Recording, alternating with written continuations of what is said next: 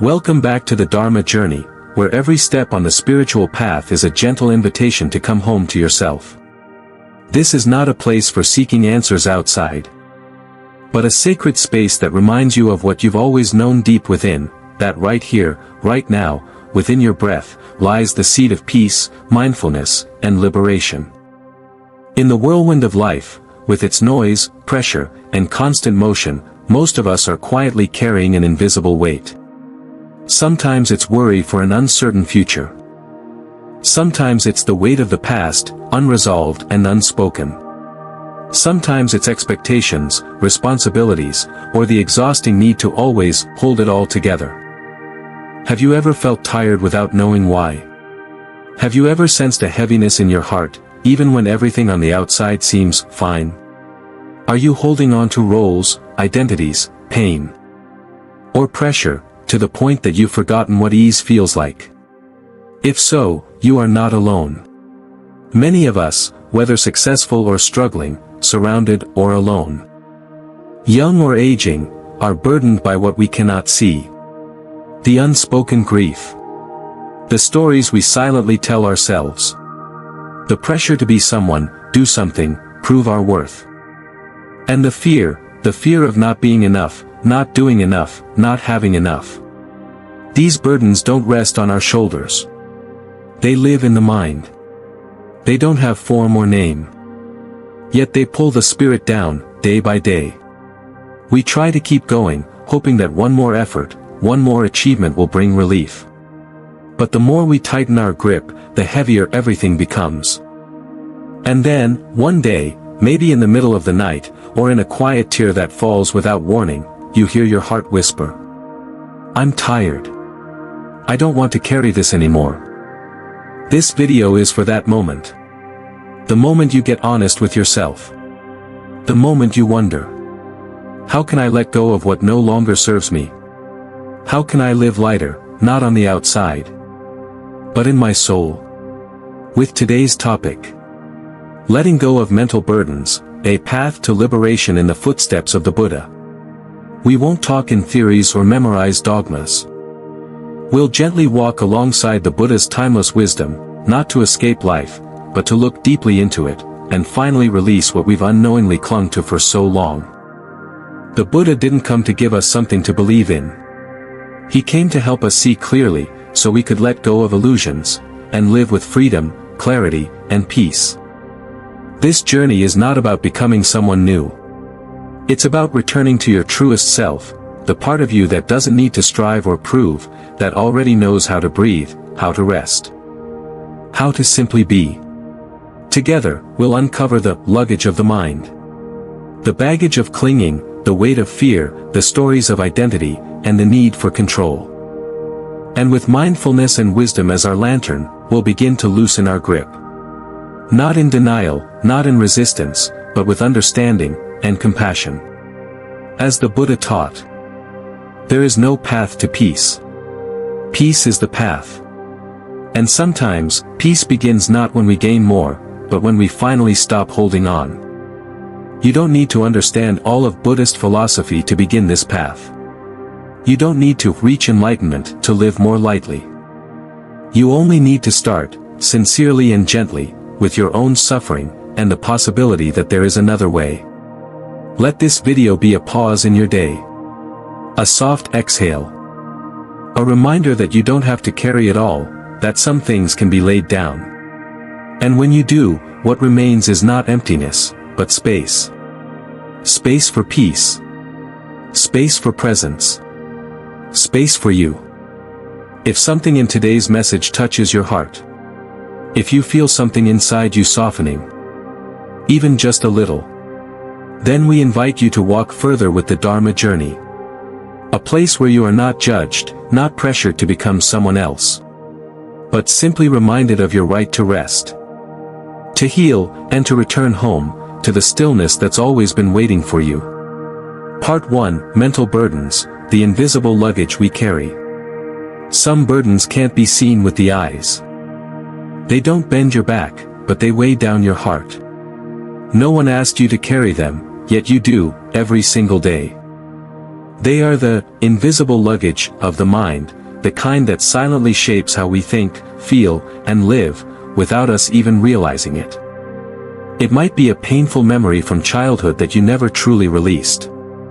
A sense of not being good enough, not being seen, not being loved. A wound that you thought had healed but still quietly controls your choices today. It could be fear of failure, fear of abandonment, fear of losing control. It might be the pressure to always appear strong, successful, in control, because somewhere along the way, you believe that's what makes you worthy. These mental burdens don't have physical weight. But they drain your energy, silently and constantly. They are like background programs running in your mind, shaping how you react, often without awareness. And when the mind is already full and tight, even the smallest moment, a passing comment, a silence, a frown, can trigger a storm inside. The most difficult part? We often don't realize we're carrying them. Because we've gotten used to it. We think, that's just who I am. I'm just an anxious person. I'm hard on myself, that's how I stay motivated. I'm sensitive, I feel too much, that's just me. But the truth is, that's not you. That's your unhealed pain responding through the mind. In the teachings of the Buddha, there's a powerful concept, attachment, or in Pali, upadana.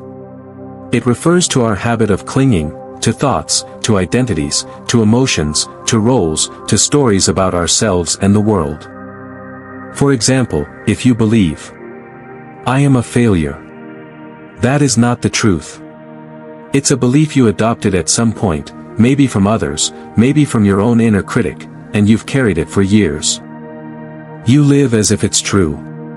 You hesitate to try, sabotage opportunities, hide from love, all because of a belief that's outdated, unexamined, and untrue. Or maybe you carry the belief, I must make everyone happy to be loved. So you live for others, say yes when you mean no, suppress your needs, avoid conflict, all in service of a belief that love is conditional. That you must earn it through constant effort.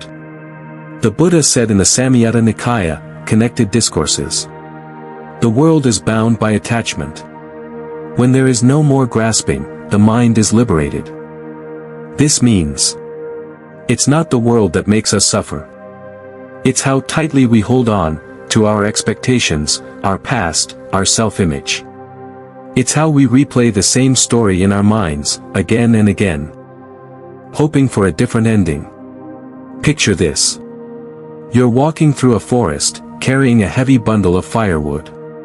You need it to cook, to stay warm. You carry it across rivers, up hills, through thickets. But then, you leave the forest, and still, you carry the bundle.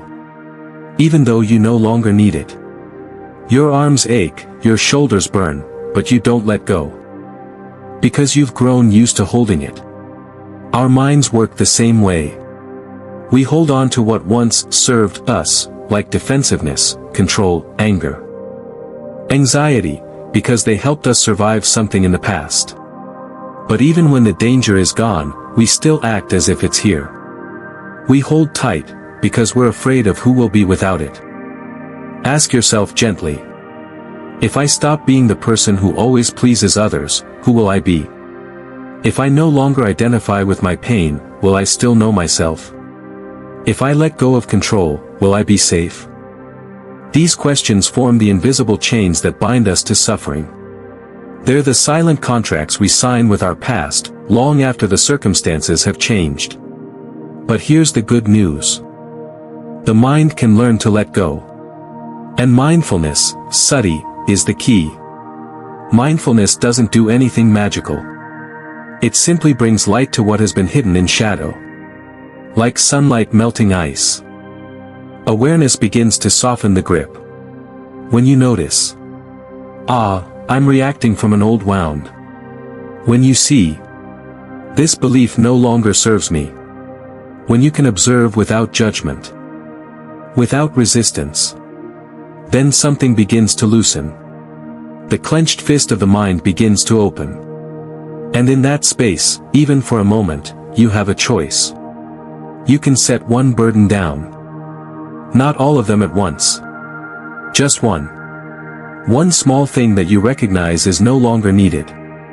One idea, one fear, one identity.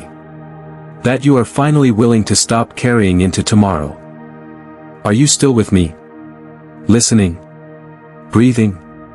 Then perhaps now is the moment, not to rush, not to force, but to simply look into your heart and ask, what am I still carrying, that I no longer have to? In the next part of our journey, we will explore the deeper roots of why we hold on, even when we know it causes suffering. Stay close, and let us gently walk into part 2, why is it so hard to let go? Part 2, why is it so hard to let go? Letting go sounds simple. So simple, in fact, that it's become a popular phrase. Just let it go. But if you've ever truly tried to let go of pain, of fear, of a relationship, of a belief, then you know. It's not easy. Letting go isn't an act of indifference. It's not forgetting, nor giving up. It's something deeper. Something that challenges the very foundation of our inner world, our sense of identity, our perception of control, and our longing for safety. So why, even when we suffer, do we hold on? 1. Because we confuse suffering with self. One of the most powerful illusions the mind creates is the fusion of self and story. You don't just feel sadness, you become the sad one. You don't just remember the trauma, you identify as the broken one. You don't just worry, you see yourself as the anxious person. These labels, often born from pain, become familiar identities. And once they're part of your identity, letting them go can feel like losing a part of yourself. We say things like, if I stop being strong for everyone, who am I? If I'm not the fixer, not the achiever, not the one who always says yes, who will I be? The ego, or the sense of I, is not inherently evil. It's just deeply afraid of disappearing. And so, even pain can become something it clings to, simply because it defines us. In Buddhism, this attachment to identity is called sakkayadaiha, the false view of a fixed, separate self. But as the Buddha taught, the self is not a solid thing. It is a process, a collection of thoughts, memories, sensations, and conditions, constantly changing. When we mistake what is temporary for something permanent, we suffer. And so, the first resistance to letting go comes from a fear of not knowing who we are without the burden. 2. Because the mind seeks control as a survival mechanism. At the root of much of our suffering lies a deep desire for control. Control over how others see us. Control over outcomes. Control over emotions, both our own and those of others. Why? Because control creates the illusion of safety. If I plan everything, nothing will go wrong. If I'm perfect, no one will reject me. If I hold on to this resentment, I won't be hurt again. If I keep replaying the past, I'll never forget, and maybe, just maybe, I'll prevent it from happening again. But the paradox is that control leads to tension, not safety. It keeps the nervous system in a state of alertness. It keeps the heart closed. It makes the present moment feel like a threat, instead of a refuge. In Buddhism, this grasping is called tanha, craving, clinging, the thirst that never ends. Letting go threatens the illusion of control. To surrender is to trust, and for many of us, trust feels dangerous. We've been hurt. We've been abandoned. We've been told, directly or indirectly, that the world is unsafe and that people are not to be trusted, including ourselves. So we grip tightly, not just out of fear, but out of habit. Letting go requires a radical act of faith, not blind faith, but a deep trust in the natural unfolding of life, and in our own resilience to meet it. 3. Because pain can be familiar, and familiar feels safe. There's a strange comfort in the known. Even if what we know is pain, struggle, or dysfunction.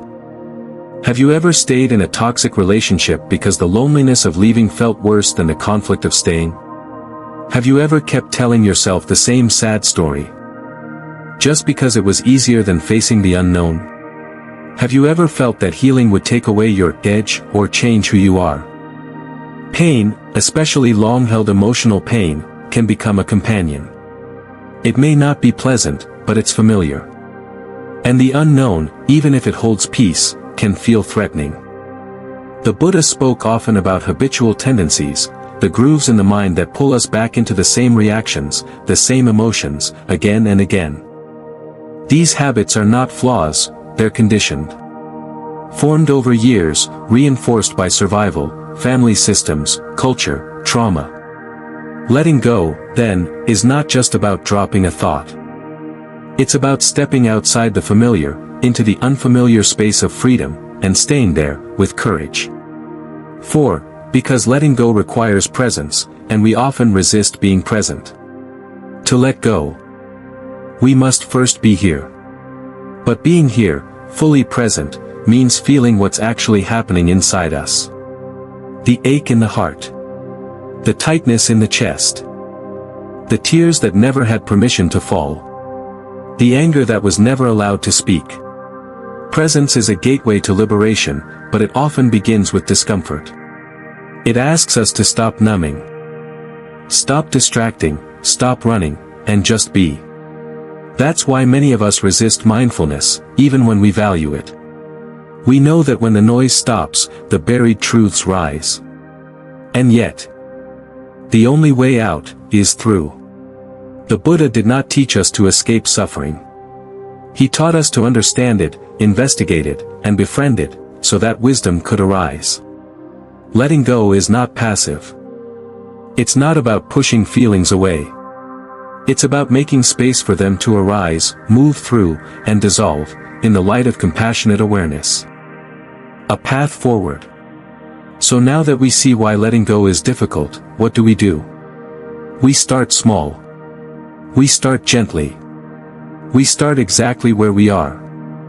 We begin to notice what we're clinging to, without judgment.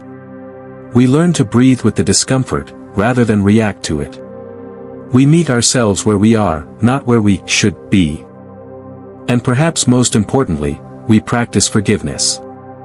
Forgiveness not as a moral commandment, but as a path to freedom. Forgiveness of others, yes, but also of ourselves. For the times we couldn't let go. For the years we stayed stuck. For the ways we've abandoned our own hearts, just to survive. The Buddha once said, "Just as a snake sheds its skin, we must shed our past, again and again." Letting go is not a one-time event. It's a practice. A rhythm. A path. Each time you choose not to believe the same old story. Each time you breathe through the urge to control. Each time you sit with pain instead of running. Each time you offer yourself compassion. You are letting go. You are returning home, not to a different version of you, but to the truth of who you are underneath the weight. In the next part of this journey, we will explore how mindfulness becomes the light that reveals what we hold, and how it gently shows us the way to set it down. We will walk into part 3, awareness, the first step toward freedom. Until then, may you sit gently with your burdens. May you listen, not with fear, but with curiosity. And may you remember, you are allowed to be free. You are allowed to live without the weight. Part 3, mindfulness, the first step toward freedom. If mental burdens are like invisible luggage we carry without knowing, then mindfulness is the very first light that helps us see. What am I carrying? Where did it come from? Do I still need it? Without mindfulness, we live in the dark. We react instead of understanding. We struggle instead of releasing. But when the light of awareness begins to shine on each moment, we suddenly realize. I'm tense. I'm trying to control. I'm judging myself. I'm carrying a wound from the past into a situation that no longer matches it. And that simple recognition, however small, is already a profound step toward freedom. 1. Mindfulness is not a technique, it's a way of being. Many people approach mindfulness as a tool to reduce stress, to sleep better, to manage emotions. That's not wrong. But if we stop there, we miss the deeper truth. Mindfulness is not something you do. It's a quality of presence. It's a way of being fully awake in your body, in your breath, in your heart. Mindfulness, sati, doesn't require you to sit for hours or be perfectly still. It can be as simple as washing the dishes and knowing you're washing the dishes. Feeling the warmth of the water, the movement of your hands, the rhythm of your breath. It's listening without interrupting. It's walking and being fully aware of your steps. Mindfulness doesn't require you to be perfect. It just asks you to be present, truly, honestly, and kindly. Even when you're angry. Even when you're confused. Even when you don't know what to do. 2. When you see clearly. Letting go begins naturally. You cannot let go of something you haven't seen. We cannot release what we haven't yet named. That's why mindfulness always precedes liberation. When you begin to practice mindfulness, you might be surprised to notice you've gone entire days without taking one deep, conscious breath. You've been suppressing emotions that silently drive your decisions. You've been thinking the same limiting thoughts for years, and never questioned them. With mindfulness, you begin to see, I am not this anger. I don't need to prove my worth to be loved. I'm hurting myself by replaying an old story again and again. Clarity doesn't come to criticize you. It comes to illuminate what's been hiding, and in doing so, it opens the door for release. When you see deeply, you understand. When you understand, you soften. And when you soften, you let go. 3. Mindfulness gives you distance from the burden. Normally, when a thought arises, you become it. When sadness comes, you become the sad one. When fear speaks, you become the afraid one. But with mindfulness, you begin to see. This is a thought. This is a wave of emotion. This is a habit, not the truth of who I am. You shift from identifying to witnessing. And in that space of witnessing, without judging, resisting, or fixing, something begins to loosen. You no longer react from unconscious patterns. You respond from clarity. In the Satipatthana Sutta, the Buddha teaches us to contemplate body in the body, feeling in the feeling, mind in the mind, phenomena in phenomena. What does that mean?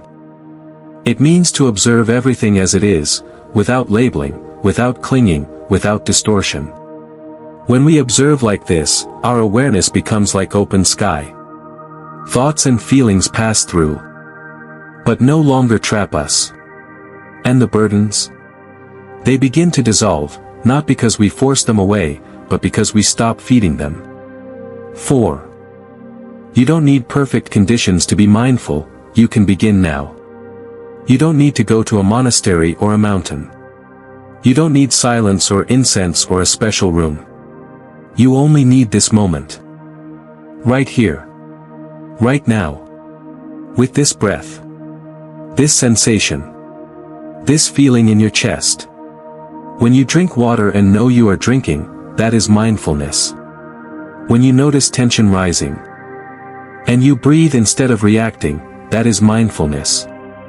When you feel the urge to run from discomfort, and you stay, kindly, gently, that is mindfulness. You don't need to be good at it. You just need to show up. And the showing up, again and again, becomes its own kind of healing. Not because it removes your pain, but because it reminds you that your pain is not all of you. 5. Regular practice leads to real transformation. Mindfulness is not a magic pill. In fact, when you first begin, it might feel like things are getting worse. Why? Because you're finally seeing what was always there, beneath the noise, beneath the distraction, beneath the pushing through. But that's a sign of awakening. You are no longer numb. You are no longer sleepwalking. You are no longer reacting on autopilot. You're here. Alive. Tender. Real. You don't need to reach a certain level to be worthy of peace. You just need to be honest with yourself, gentle with your process, and willing to begin again. Each time you return to your breath. Each time you catch a thought before it turns into a storm. Each time you feel a burden lift, even slightly. That is a step toward freedom. You are not failing. You are unlearning. You are healing. Let this be your gentle reminder. You don't need to let go of everything all at once. Just start where you are. With one breath. One step. One moment of awareness. One bundle you're finally ready to set down, even if just for today. And maybe, tomorrow, you'll set down another. Because sometimes, noticing that you've been carrying something, is already the beginning of letting go. Part 4. Practicing release, a gentle and patient journey. Letting go is not a single event, nor a final destination. It is a process, slow, steady, and filled with compassion. It is the path of gently loosening the knots within, one by one.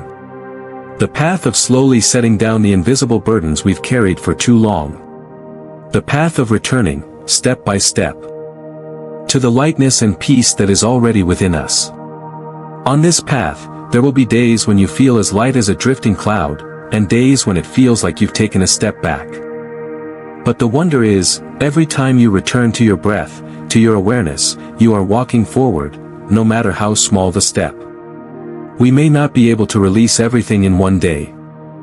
But we can practice letting go, little by little, in every moment we live. Letting go does not mean losing.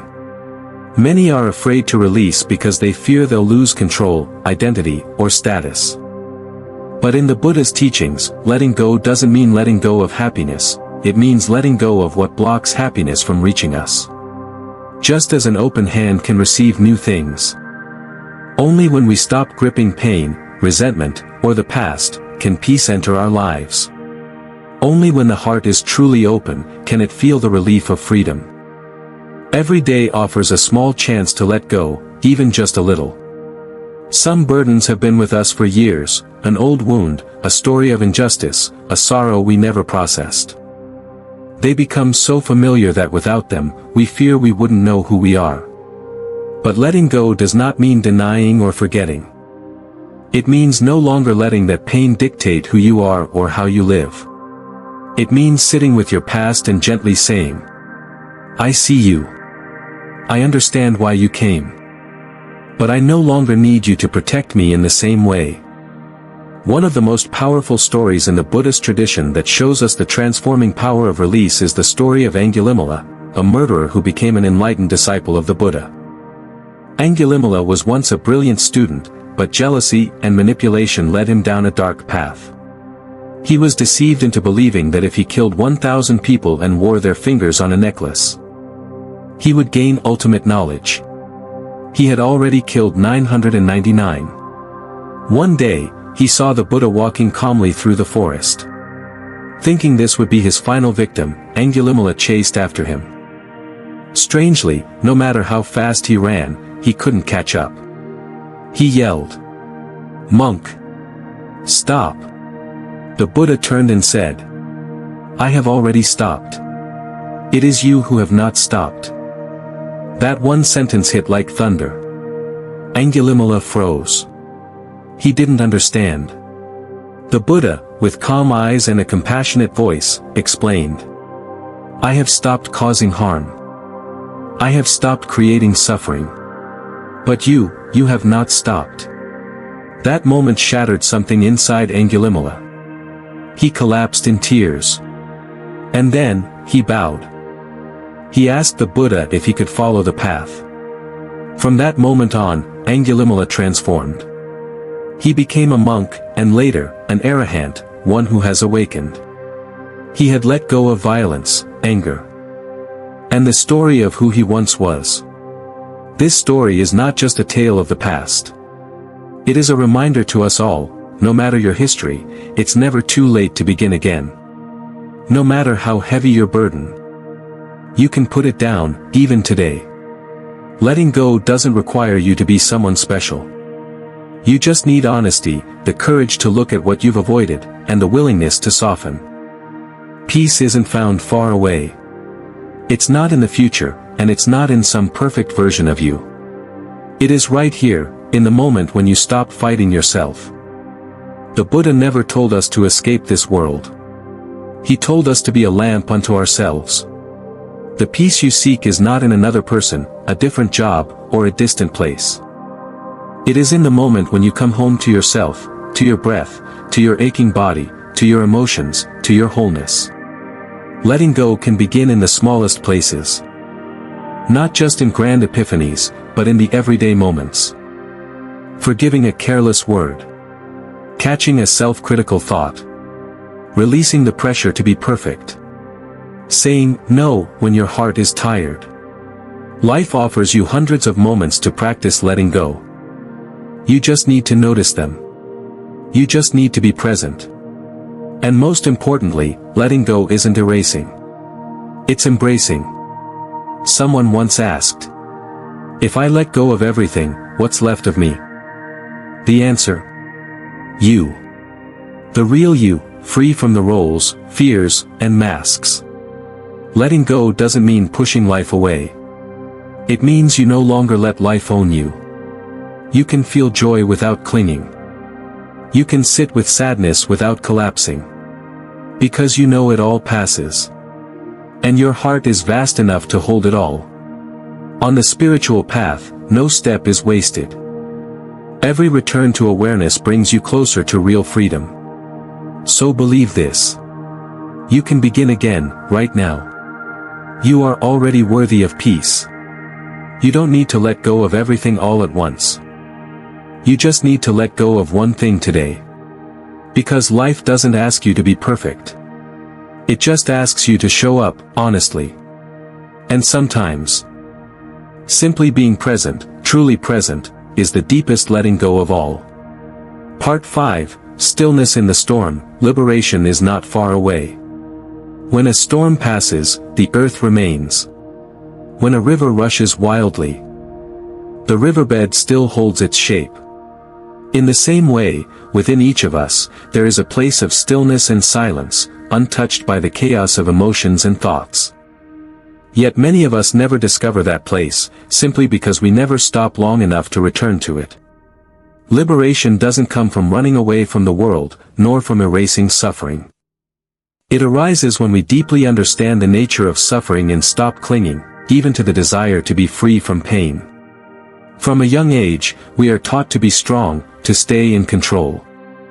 To always know what we're doing.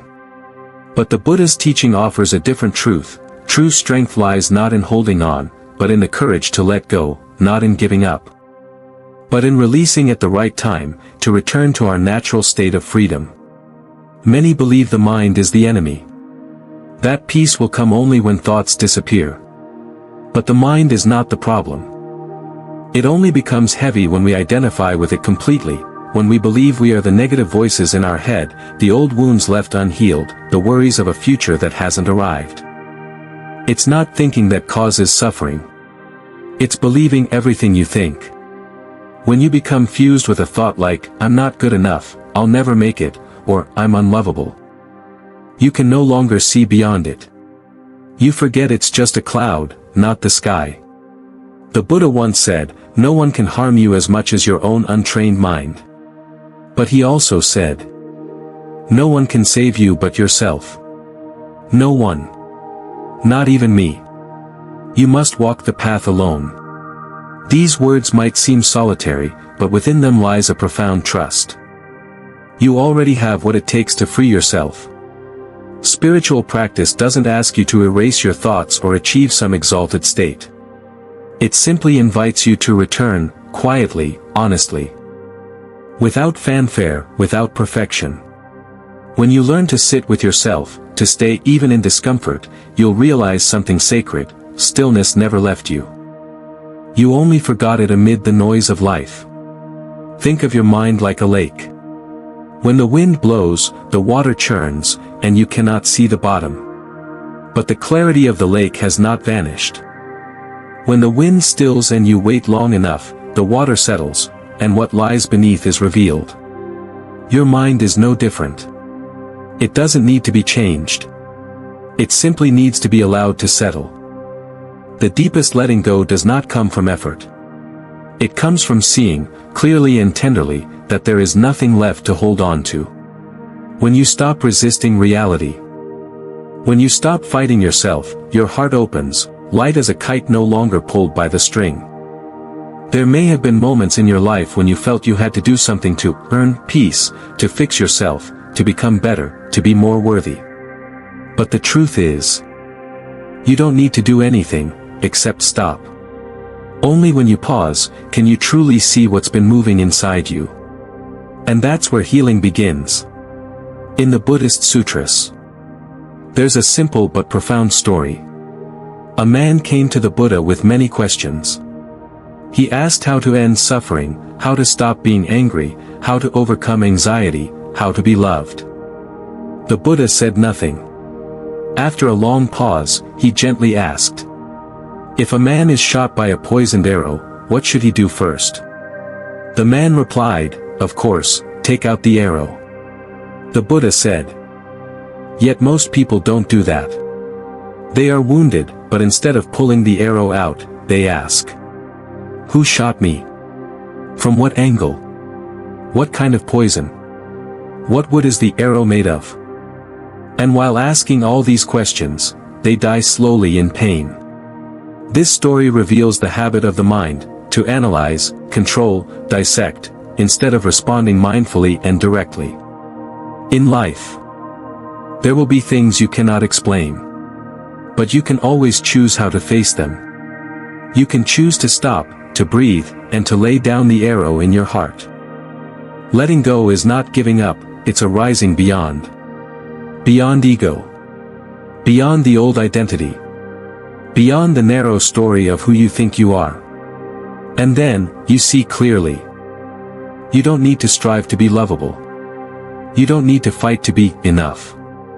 You already are. But you've forgotten, under layers of judgment, past pain, and expectations.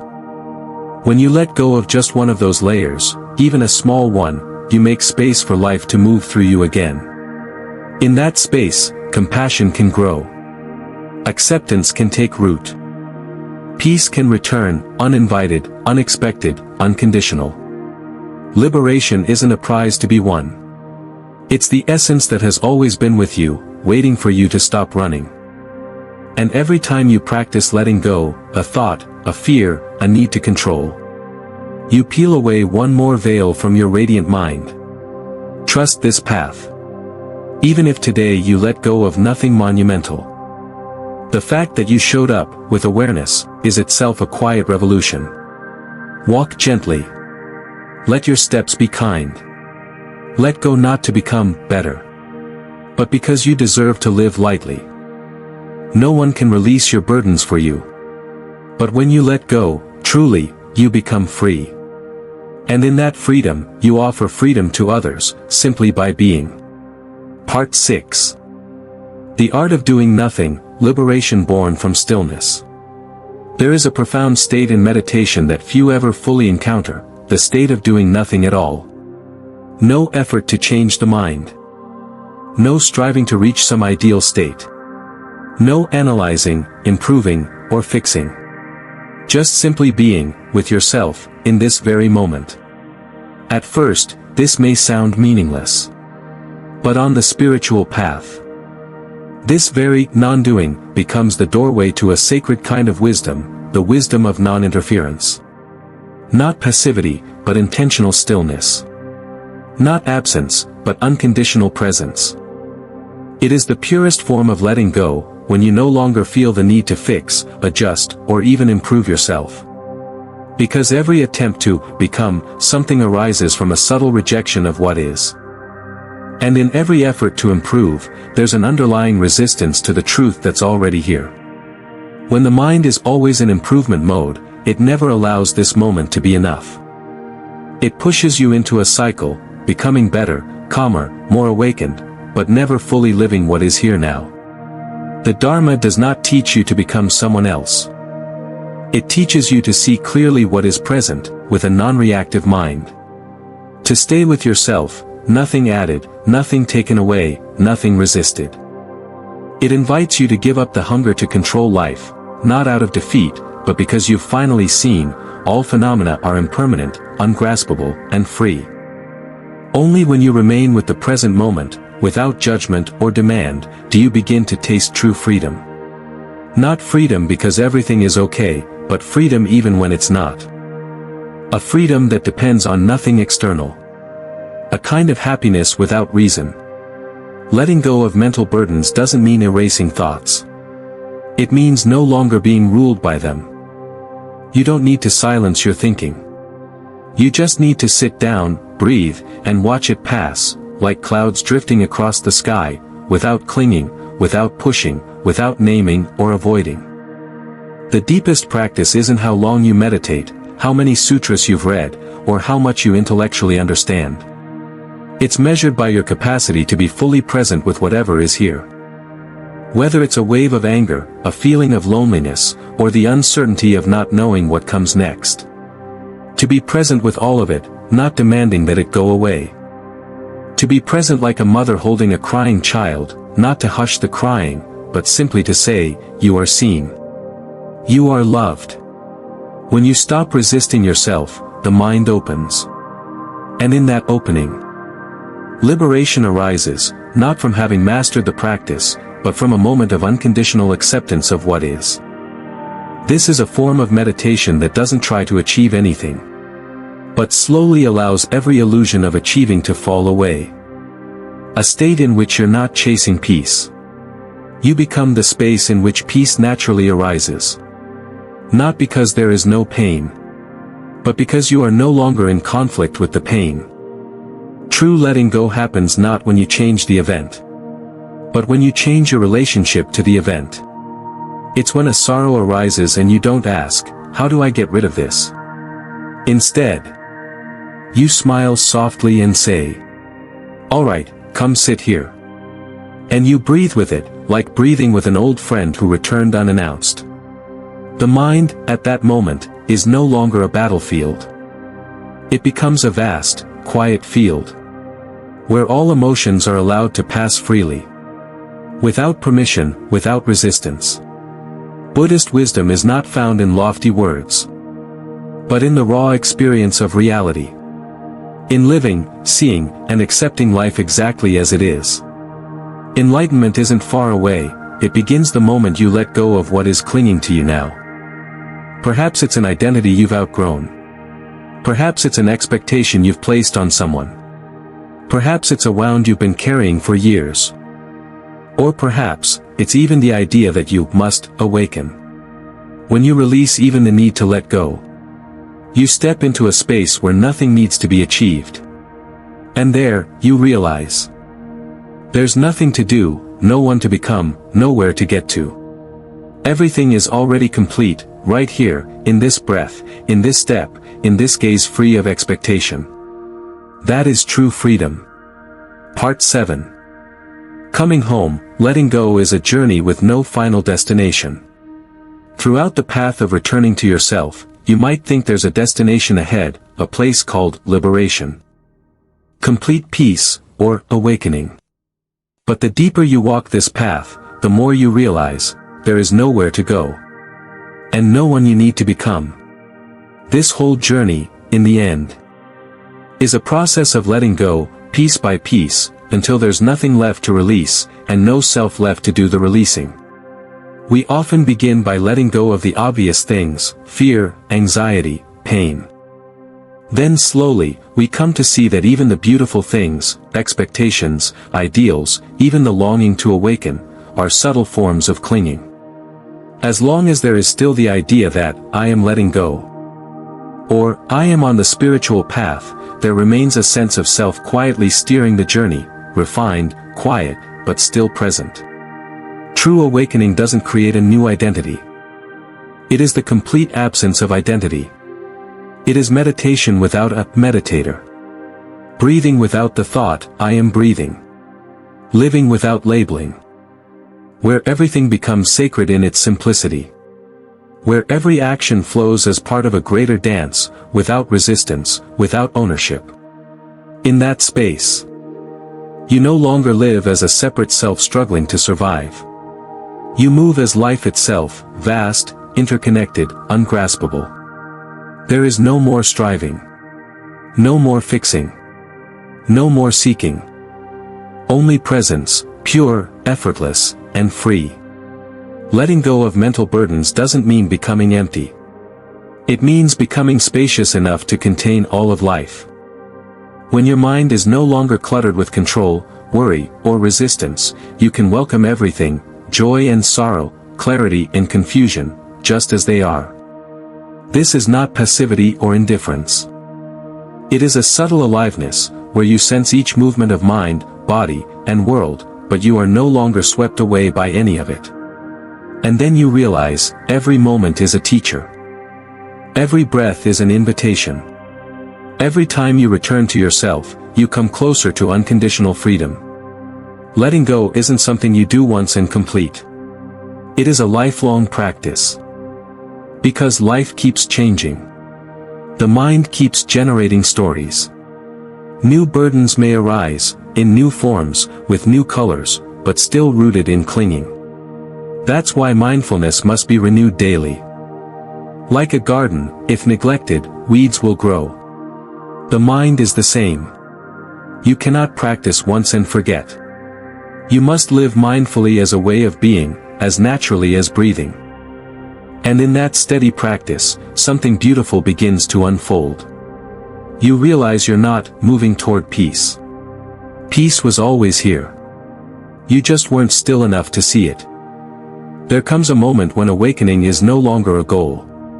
Because you realize, each fully lived moment is awakening. No more separation between the spiritual and the worldly. No more division between the seeker and the truth. Everywhere you walk becomes sacred. Everyone you meet becomes a mirror. And right now, if you are truly present, this is both the path and the destination. We've been conditioned to seek something extraordinary, ultimate answers, eternal peace, unshakable joy. But the Buddha's teaching is far more simple. Stop. Look. Live each moment fully. Don't become anyone. Don't go anywhere. Just come home. And now, as this journey of letting go nears its close, perhaps you've begun to sense. Freedom doesn't come from how much you have, or how much you understand, or even how much you've changed. Freedom comes when you stop resisting what is. And in that sacred pause, you are no longer a seeker.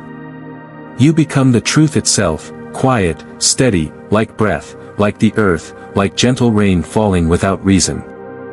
You don't need to deserve peace. You have always deserved it. You only forgot. Now, all you have to do is remember.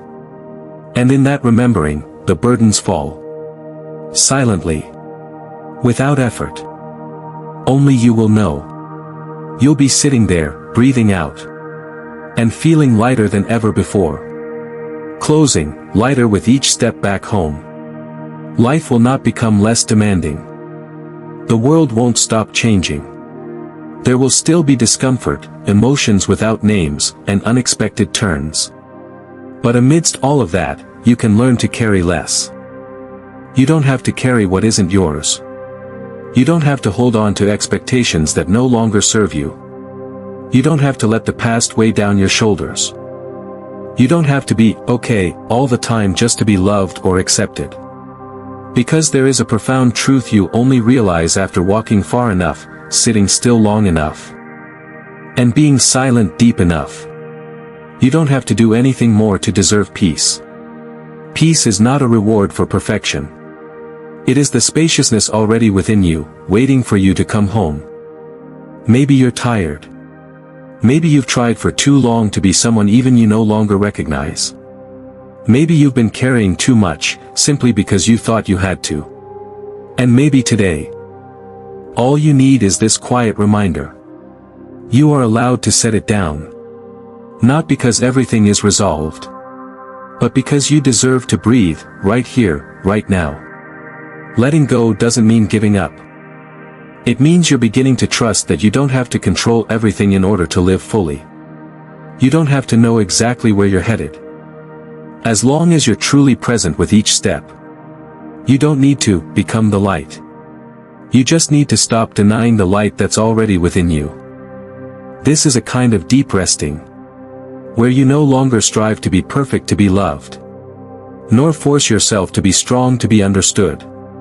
Just you, whole, vulnerable, honest.